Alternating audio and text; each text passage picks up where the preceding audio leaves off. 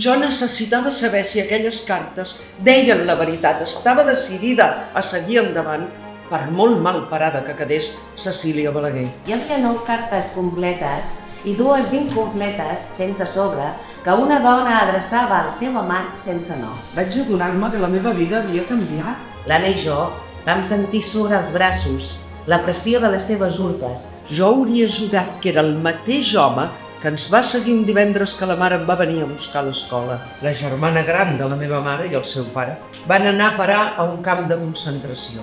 Si la Cecília hagués estat infidel al teu marit, jo ho hauria sabut. Vols dir que el teu pare ho sabia? O també l'enganyaven, això? Què havia fet Cecília Balaguer perquè algú decidís matar-la? Potser. Com si el temps transcorregut des d'aleshores no comptés, com si mai no hagués passat.